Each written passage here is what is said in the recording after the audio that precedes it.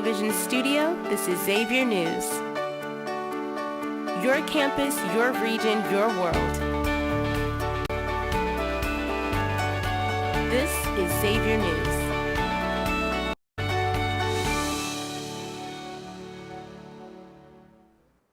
Good afternoon, everyone. Today is March 20th. My name is Zoe Edwards. And my name is Owen Gorsuch. Welcome back to Xavier News. Today at 4 p.m. on the Husband stage, join Asia Club as they celebrate Holi. Good over evil is recognized with fun water balloon fights, and be sure to watch out as colored powder gets thrown in the air. This marks the arrival of spring in Hindu culture.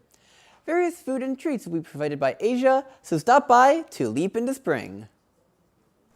Let's talk about Food Truck Friday. Later today, you will find free tacos for the first 150 students outside of the GSC. Stop by from 5 to 7 p.m. to get your hands on some free, delicious local tacos. This free food event is something you don't want to miss. Are you looking for ways to give back to your community? Well, this weekend, Navigators and CCO will be taking students to St. Vincent de Paul, located in Cincinnati, from 1 p.m. to 3 p.m. this Saturday and Sunday. While you are there, you will have the opportunity to volunteer with their food pantry and thrift store. Register now on EngageXU. On Saturday, OSI is traveling to Heritage Bank Center to catch your Cincinnati Cyclones taking on the Fort Wayne Comets. Check-in for the event begins at 6 p.m. outside of Corrido, and the shuttle bus will be departing at 6:15 p.m. Tickets are still available on EngageXU for the $15, but not much longer. Sign up and act fast to catch the Cyclones in action. This Sunday, the Outdoor Club is going hiking at the Binder Mountain Nature Preserve in Dully. Hikers will meet at the Corrido, outside of Corrido, and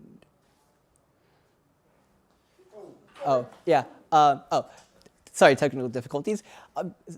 Hikers will meet at the Corrido Steps before beginning the hike at 11 a.m. and ending at 2 p.m. Registration is free, so be sure to sign up on EngageXU.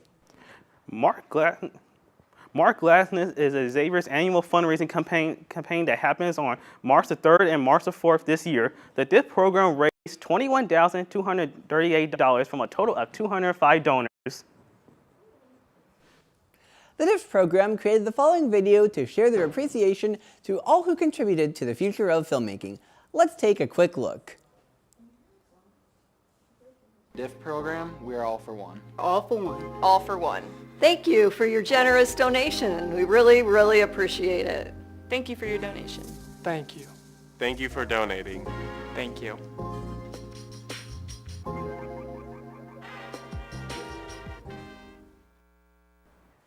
What's your favorite scary movie theater?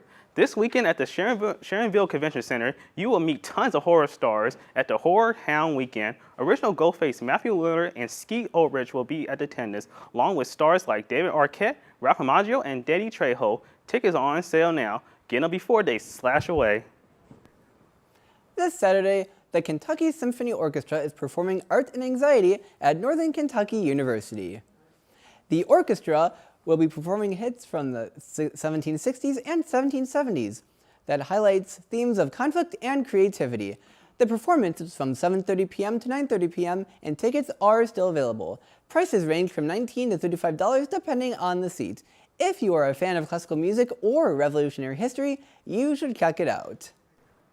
Do you miss the music of the 2010s? If so, take a trip to Memorial Hall this Saturday to watch the Candlelight Concert as they perform some of the most popular tracks from both Coldplay and Imagine Dragons. Candlelight Concert brings the magic of live musical experience with the beauty of performing in awe-inspiring locations.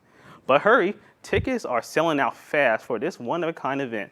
That's because one of the many perks of this show is that it will be performed under the gentle glow of candle lights, where you're transported back to a simpler time while listening to hits such as Clocks, Radioactive, Something Just Like This, and Viva La Vida. This show will surely make you feel time back when you used to rule the world. Looking for a good laugh? We have you covered. On Wednesday, March 25th, at the Funny Bone restaurant, you can catch Patrick Warburton. This comedian is most famous for playing Kronk in The Emperor's New Groove. The show starts at 7 p.m. and doors open at 6. Don't worry if you can't make it, there's plenty more laughs to have. Other comedians like Matt Matthews, Michelle Buteau, and Hannah Berner will be visiting the Queen City as well. Some comedy shows happening this weekend include The Screwtape Letters this Saturday and Lucy Darling this Sunday. These shows are sure to put a smile on your face. The Cincinnati Open is now open for year-round use. After $206 million in months of renovation, the Cincinnati Open Sporting Club opened this week. Funded by tournament owner BMOC Sports and Entertainment, the state-of-the-art facility grounds feature new concourse course and dining facilities. The parallel other famous tennis grounds like Paris Roland Garros and London Wimbledon. BMOC President Bob Morgan says our campus will create an unparalleled experience for our fans and players. Members will be able to enjoy brand new court size along a expanded Paul Flaherty Center featured a brand new fitness center. The member fee is $820 with a $200 initiation fee. The courts are reserved at a cost for non-members. For more information, visit www.cincyopensportingclub.com/clubsportstennis/. That's all for weekend news. Up next is Carly with your weekend weather report. Have you ever been curious on what goes into the creation of the dining hall's menu? Lucy Gebhardt tells us more.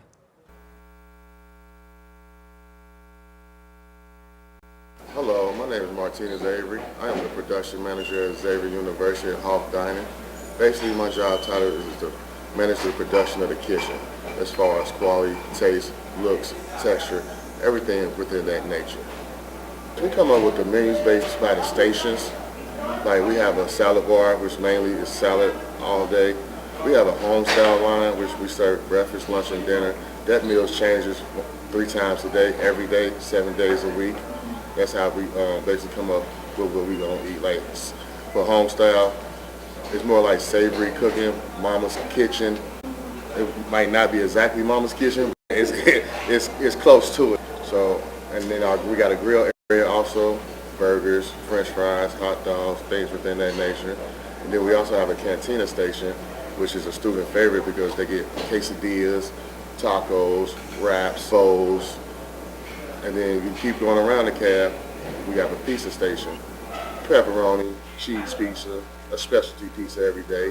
And around from there we have a global eats, where it's more of an international type of food, and it changes once a week. We'll do the menus for the beginning of the school year in the summertime, and then we'll do the menus for the second semester somewhere around December. We have a nutrition website that we go off of to give us ideas. We do everything from scratch, fresh ingredients, nothing out the bag, nothing never frozen. My name is Maria and I'm a student at Xavier University. I think my favorite station is probably the grill station. I like to go get a cheeseburger from over there every now and then. It's all about what the kids want. And if we have something on the menu and it ain't sale, we're gonna take it off. Why do it again and the kids ain't like it? That's one thing about me and my team. We good for switching things around and giving the kids what they want, the students what they want.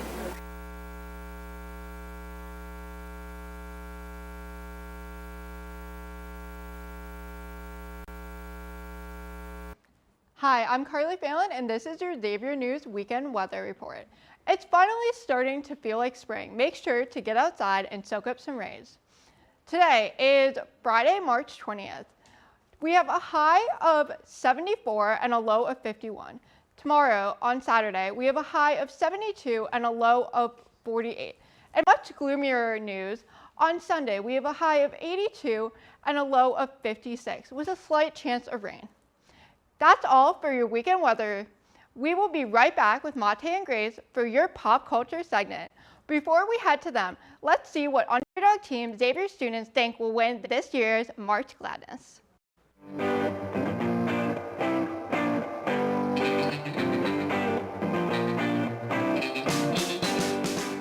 What's up, Muskies? I'm Jill Schultz, and I'm here with your question of the week.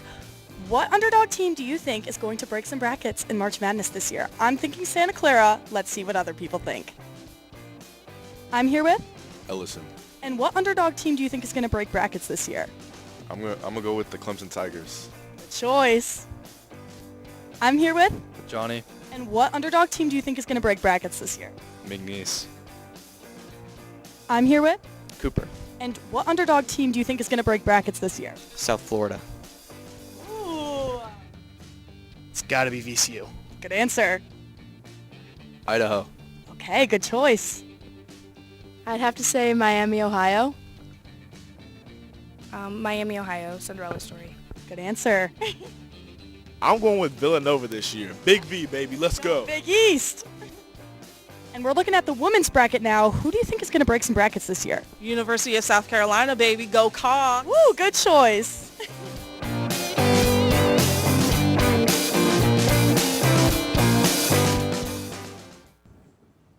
Hello everyone, my name is Mayate Delgado. And my name is Grace Monroe. This is your pop culture segment where we tell you what's next on the cover of Vogue and the whole celebrity scoop.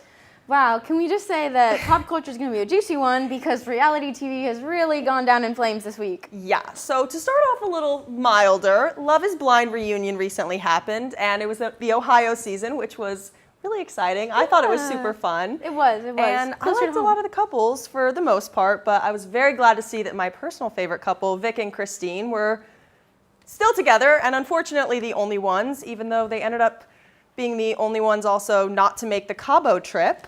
So unfair. Set to Malibu. I mean, they said they enjoyed it, and they enjoyed the drama-free time to themselves, which is good, but I thought that was pretty interesting that production didn't think that more than 5 couples would make it. Yeah, very, very telling. I do think so, but I'm glad that they ended up getting a trip sponsored to them at the end of the reunion, so very well deserved. Which the other couple that did say yes at the altar, and I do, maybe and I don't. Yeah, Amber and Jordan. I was honestly shocked when they even really got together because Amber had a daughter and Jordan was pretty vocal about the fact that he did not really want kids or to be with a woman who had kids. So I was intrigued by that from the start, and I guess didn't end up working for the two of them, unfortunately. Yeah, filing for divorce already just 3 months out the gate.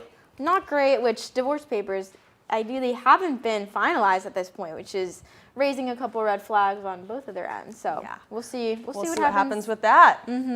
Next, the big talk of the town: Secret Lives of Mormon Wives. Actually insane. We'll start off with something simple. Miss Whitney, we love Whitney, really got her redemption arc this season. Moved all the way to New York and is out there fully with her family, pursuing entertainment. Big star of theatrical queen. Chicago. Yeah, she's doing great. And then, she's Roxy. She actually got a little heart tattooed on the back of her ear for Roxy Hart, which is great. Family's doing well. Seems like she's going to be producing a couple movies too, so good for her. She's busy. Yeah.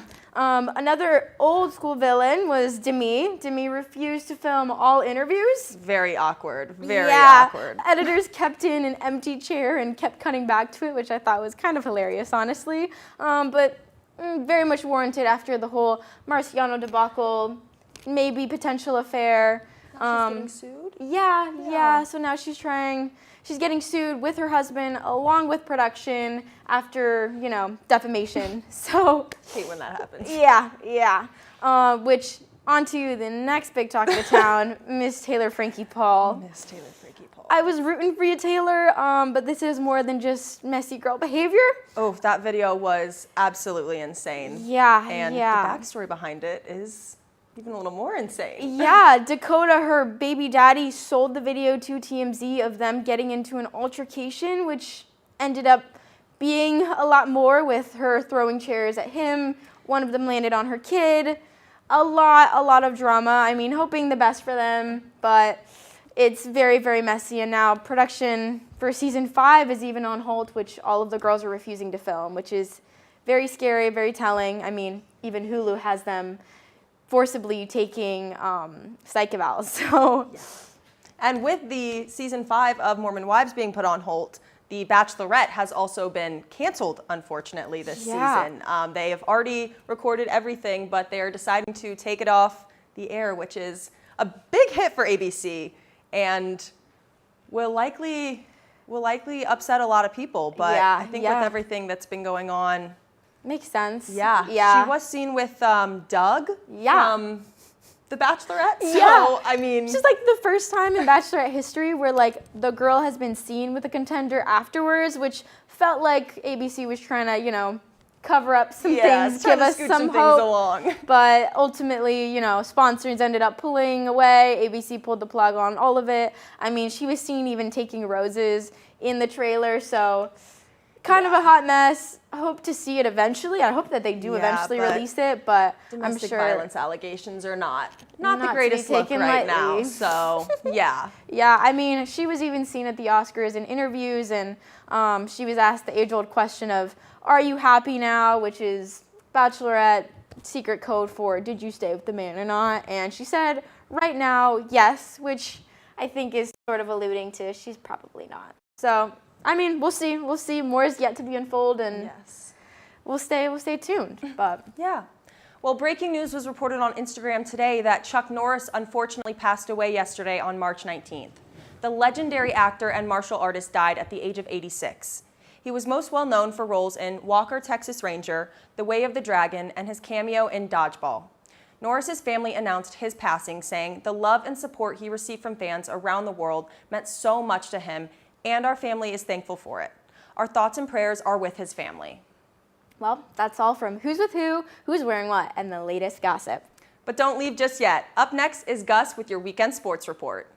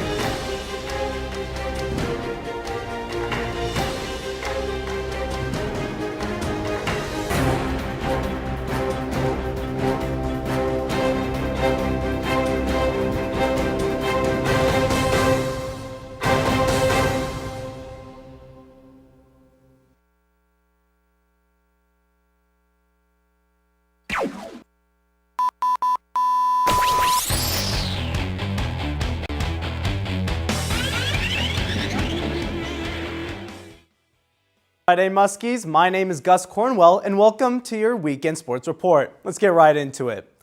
Women's golf competed in the Vallisper Augusta Invitational last weekend. Xavier sophomore Isabel Brezena shot 8 under par in the tournament, marking the lowest round score in school history. Baseball will continue their season as they prepare for a home series against Wofford. The first game will kick off this afternoon at 3 o'clock.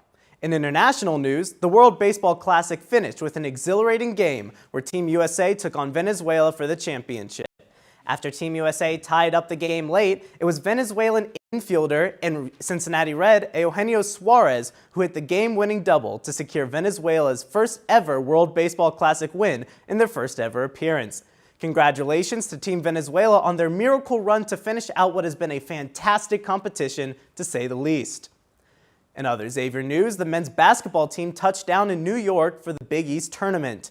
The 10-seed Muskies took on the 7-seed Marquette Golden Eagles for their first matchup. Xavier managed to secure a 2-point win against Marquette and advance to the quarterfinals against UConn. Xavier fell to the Huskies this round and marked the last game of the season. The St. John's Red Storm went on to beat UConn in the finals, securing their second straight Big East title. As the regular season concludes, transfer portal activity begins. This week, Xavier players Roddy Anderson, Anthony Robinson, and All Wright have all announced their intent to enter the transfer portal. In more positive news, sophomore Johan Milicevic will return next season. Make sure to mark your calendars because the Cincinnati Reds' 150th opening day ceremony is set for next Thursday. The Reds will take on the Boston Red Sox at 4:10 p.m. The game ball for this game will be presented by Connor Curran, a Cincinnati native and 2026 Winter Olympic gold medalist. Before the first pitch, be sure to swing by the Reds Community Fund block party at the Banks, starting at 11 a.m. The 107th Findlay Market opening day parade will also begin before the game at noon. Although Xavier's basketball season has ended, you can look forward to plenty of action on the court as March Madness kicks off this week. Former Xavier coaches such as Sean Miller and Travis Steele both competed in the NCAA First Tour round in Dayton. The round of 64 began for the men's teams yesterday and will conclude later tonight. The women's March Madness round of 64 kicked off earlier today and will conclude Saturday night. Be sure to check your brackets and be alert for upsets. Well, that's it here for Xavier Sports. I'm Gus Cornwell, and Muskies, stay safe out there. And remember, go X!